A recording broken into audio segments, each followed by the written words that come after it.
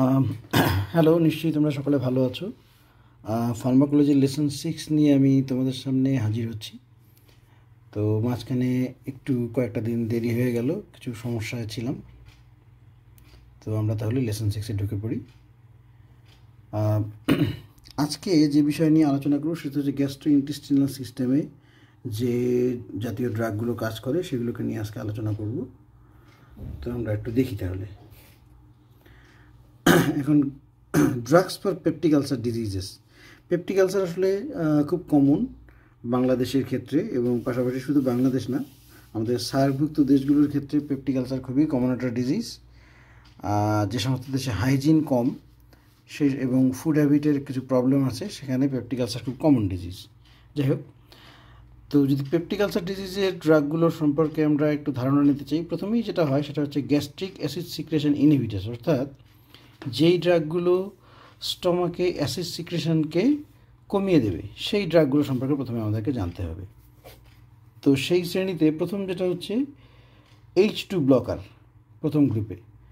তো সেখানে দেখো রেনিটিডিন আছে, সিমেটিডিন আছে, ফেমেটিডিন আছে। তো এর মধ্যে রেনিটিডিনটা খুব কমনলি ইউজ হয়। আগে তো প্রচুর ইউজ হতো, এখন ওমিপ্রাজল বের হওয়ার কারণে এদের ইউজটা কিছুটা কমে গেছে, আর বেশ কিছু সাইড এফেক্টও আছে যার কারণে রেনিটিডিনের ইউজটা এখন একেবারেই কম। এরপরে হচ্ছে প্রোটন পাম্প ইনহিবিটর, অর্থাৎ যে প্রোটন পাম্পের কারণে হাইড্রোক্লোরিক অ্যাসিড তৈরি হয়, আয়নগুলো বের হয়, সেই প্রোটন পাম্প হাইড্রোজেন আয়নকে ব্লক করার জন্য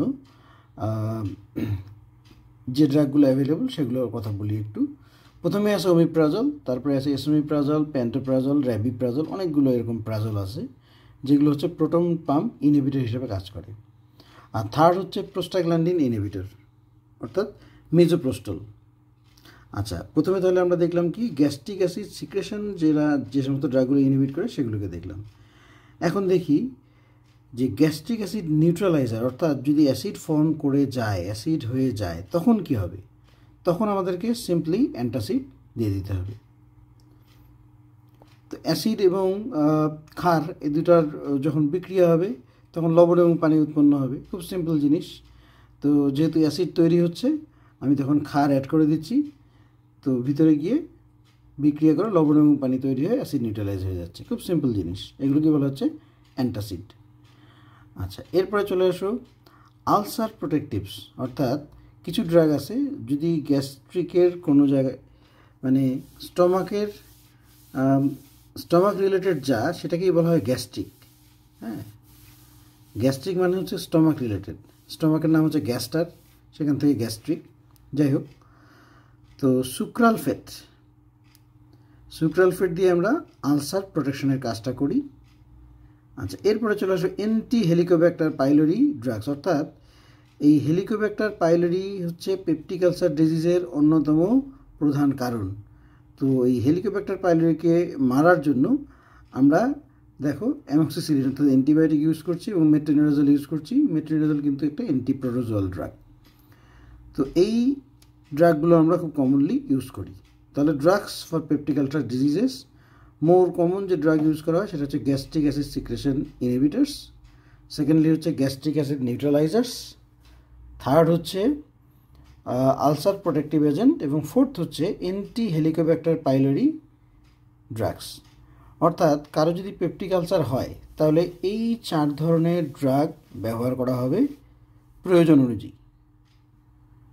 আচ্ছা, এরপরে আমরা চলে আসি হচ্ছে ড্রাগস ফর ডায়রিয়া, অর্থাৎ ডায়রিয়া হওয়ানোর জন্য নয়, ডায়রিয়া বন্ধ করার জন্য যে ড্রাগগুলো ব্যবহার করি সেগুলো কমনলি কোন ড্রাগগুলো ইউজ করি। আমরা একটু দেখি। অ্যান্টি মোটিলিটি ড্রাগস, অর্থাৎ এই ড্রাগগুলো দিলে ইন্টেস্টাইনের মোটিলিটি অর্থাৎ নড়াচড়া কমে যাবে, তখন ডায়রিয়া বন্ধ হয়ে যাবে। যেমন ধরো ওপিওয়েড অ্যাগনিস্ট, তারপর হচ্ছে অ্যান্টি স্প্যাজমেটিক ড্রাগ, তারপরে হচ্ছে অ্যান্টি ইনফেক্টিভ এজেন্টস, অর্থাৎ যে ইনফেকশন হয়েছে সেই ইনফেকশনকে ঠিক করার জন্য, সেই ইনফেকশনকে আটকানোর জন্য যেটা ইউজ করে সেটা অ্যান্টি ইনফেক্টিভ এজেন্ট। তবে এখানে মজার ব্যাপার হচ্ছে যে ভাইরাল অ্যাটাক হলে এইরকম অ্যান্টি ইনফেক্টিভ এজেন্ট কিন্তু কাজ করবে না। যদি ব্যাকটেরিয়াল অথবা প্রোটোজোয়াল অ্যাটাক হয় সেক্ষেত্রে হয়তো অ্যান্টি ইনফেক্টিভ এজেন্টগুলো কাজ করবে, but in case of virus এগুলো কিন্তু কাজ করবে না। কাজে এই ভাইরাস দিয়ে যদি কোনো ডায়রিয়া হয় সেক্ষেত্রে ফ্লুইড রিপ্লেসমেন্ট থেরাপি, অর্থাৎ ডিহাইড্রেশন হয়ে গেলে রিহাইড্রেট করতে হবে, এটাই একমাত্র ট্রিটমেন্ট। আর পাশাপাশি আমরা কিছু সিমটোমেটিক ট্রিটমেন্ট দিতে পারি। তারপরে অ্যাডজর্বেন্ট আছে, অক্টিওট্রাইস আছে। তো এই দুই প্রকৃতির ড্রাগগুলো আমরা মূলত ব্যবহার করি। একটা হচ্ছে পেপটিক আলসার ডিজিজের ক্ষেত্রে ক্লাসিফিকেশনটা দেখলাম, আরটা হচ্ছে ডায়রিয়াল ডিজিজের ক্ষেত্রে আমরা যে ড্রাগগুলো ইউজ করি সেটা আমরা দেখলাম। আচ্ছা, এরপরে চলে আসো অ্যান্টি এমিটিক ড্রাগস। এটা খুব কমন, যেই ড্রাগ দিয়ে বমি আটকানো হয়। তো অ্যান্টি এমিটিক্স ফর মোশন সিকনেস, অর্থাৎ যারা গাড়িতে চললে বা বাসে চললে বমি করে ফেলে তাদের জন্য কিছু অ্যান্টি এমিটিক ড্রাগ রয়েছে, এখানে উদাহরণ দিয়ে দিয়েছি। তারপর হচ্ছে অ্যান্টি এমিটিক্স ফর স্টমাক ফ্লু, অর্থাৎ পেটের মধ্যে কোনো সমস্যা হচ্ছে স্টমাকে এবং সেক্ষেত্রে বমির একটা প্রবণতা তৈরি হয় কিছু কিছু মানুষের। তো সেক্ষেত্রে এই বিসমাথ সাবস্যালিসাইলেট ইউজ করা হয়। এরপরে দেখো অ্যান্টিএমেটিক্স ফর কেমোথেরাপি। কেমোথেরাপি দিলে কিছু কিছু সময় বমির প্রবণতা তৈরি হয়। তো সেইখানে যেটা ইউজ করা হয় সেরোটোনিন 5-HT3 রিসেপ্টর অ্যান্টাগনিস্ট। এখানে খুব কমনলি যেটা আমাদের এখানে ইউজ করা হয় সেটা হচ্ছে অনডানসেট্রন। অনডানসেট্রনটা খুব কমনলি ইউজ করা হয়, সাথে আরও দুটো ড্রাগ রয়েছে। তো তোমরা যখন পরীক্ষার খাতায় লিখবা তখন কমন ড্রাগগুলো সবার আগে লিখবা, তারপরে বাকিগুলো লিখবা। আর কি ডোপামিন অ্যান্টাগনিস্ট আমরা ইউজ করি, এই ক্লোরপেরাজিন, হ্যাঁ প্রোক্লোরপেরাজিন খুবই কমনলি ইউজ একটা ড্রাগ, আর ডমপেরিডন ভীষণভাবে ব্যবহৃত হয়। তাহলে এখানে অ্যান্টিএমিটিক ড্রাগের মধ্যে আমরা 3 জাতীয় ইউজ দেখতে পাচ্ছি। একটা হচ্ছে মোশন সিকনেসের জন্য, একটা হচ্ছে স্টমাক ফ্লুর জন্য, আর একটা হচ্ছে যদি কেমোথেরাপির কারণে কারো বমির প্রবণতা তৈরি হয় সেক্ষেত্রে। আচ্ছা, এরপর চলে আসো antiemetics for surgery. Post operative nausea, vomiting, এটা কিন্তু অনেকেরই হয় অ্যানাস্থেসিয়ার কারণে। তো সেক্ষেত্রে কোন কোন ড্রাগ ইউজ করা হয় সেক্ষেত্রে দেখো এই যে অনডানসেট্রনটা খুব কমনলি ইউজ করা হয়। তারপর ডোপামিন অ্যান্টাগনিস্ট, মেটোক্লোপ্রোমাইড, এটা খুব কমনলি ইউজ করা হয়। ডমপেরিডন ইউজ করা হয়। কর্টিকোস্টেরয়েডের মধ্যে ডেক্সামেথাসন ইউজ করা হয়। তো ডেক্সামেথাসনের ইউজটা আসলে কম। উপরের ড্রাগগুলো দিয়ে যদি কাজ হয়ে যায় আমরা ডেক্সামেথাসনে যাই না, কারণ স্টেরয়েড আসলে সব খুবই একদম শেষ পর্যায়ে স্টেরয়েড ইউজ করা হয়, তার আগে স্টেরয়েড ইউজ করা ঠিক না। অ্যান্টিএমেটিক্স ফর মর্নিং সিকনেস। আচ্ছা, মর্নিং সিকনেস জিনিসটা কি, এটা তোমরা যেহেতু মেডিকেল ব্যাকগ্রাউন্ডে তোমরা লেখাপড়া করছো তোমরা জানো। Morning sickness is a common during pregnancy, অর্থাৎ প্রেগনেন্সিতে দেখা যায় যে সকালে উঠলেই প্রেগনেন্ট নারী যারা আছে তাদের কিন্তু একটা বমি বমি ভাব তৈরি হয়। তো তখন সব জাতীয় ড্রাগ কিন্তু ব্যবহার করা যায় না। আমরা চেষ্টা করি সবসময়ের জন্য যে কোনো ড্রাগ না দিয়ে হোম রেমেডি দিয়ে এটাকে ঠিক করা যায় কি না। যদি সেটা না যায় তখন গিয়ে আমরা ড্রাগের উপর ভরসা করি। আর এটা একটা সিভিয়ার কন্ডিশনও আছে যেটাকে আমরা হাইপার এমেসিস গ্যাভিডোরাম বলি। তো হাইপার এমেসিস গ্যাভিডোরাম কিন্তু মানে প্রেগনেন্সির সাথে রিলেটেড প্রচুর বমি হয়, বমি বমি ভাব এবং প্রচুর বমি হয়, সেই ক্ষেত্রে হসপিটালাইজও করতে পারে পেশেন্টকে। তো এখন এই জাতীয় ক্ষেত্রে দেখা যাচ্ছে অ্যান্টিহিস্টামিন ইউজ করা হয়, সাচ অ্যাজ দেখো ডাইমিনহাইড্রিনেট,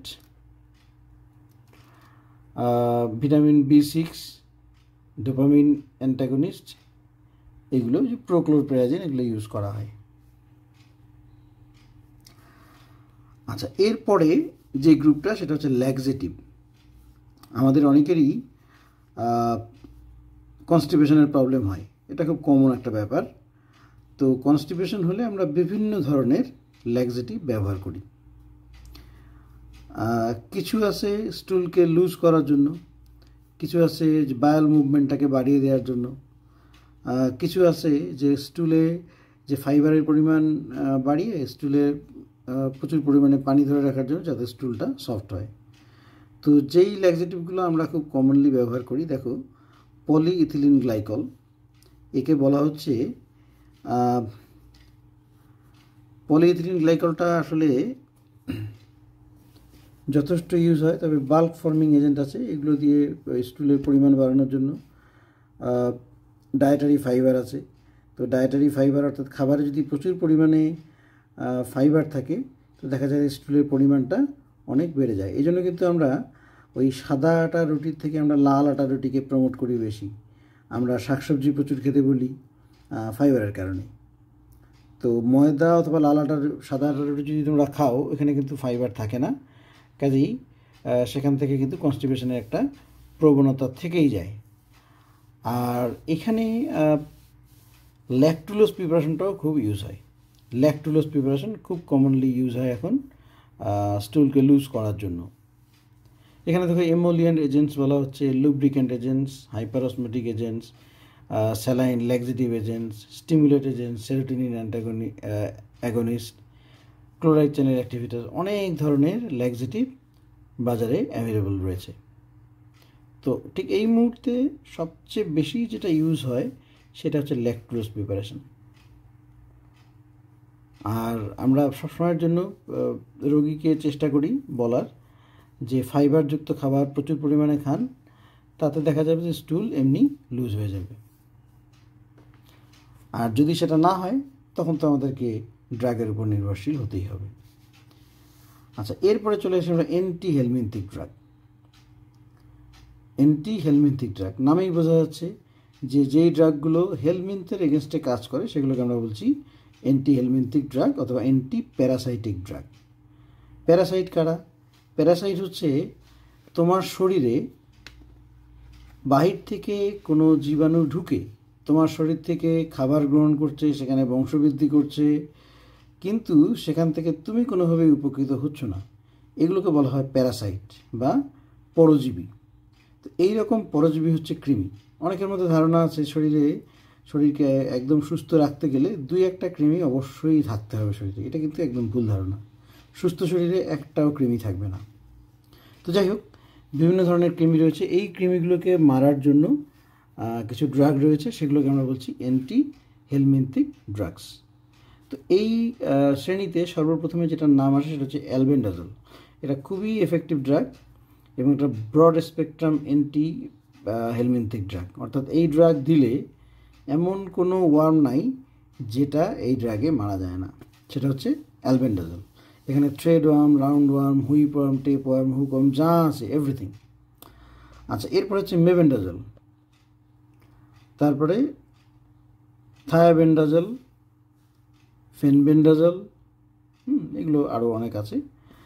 তো এই লিভার ফ্লুক যেটা, এটা কিন্তু আমাদের এখানে খুব একটা কমন না, এটা আফ্রিকাতে হয় খুব বেশি। আফ্রিকান লোকজন লিভার ফ্লুকে ভোগে, তো ওইখানে এটা অ্যাভেলেবল।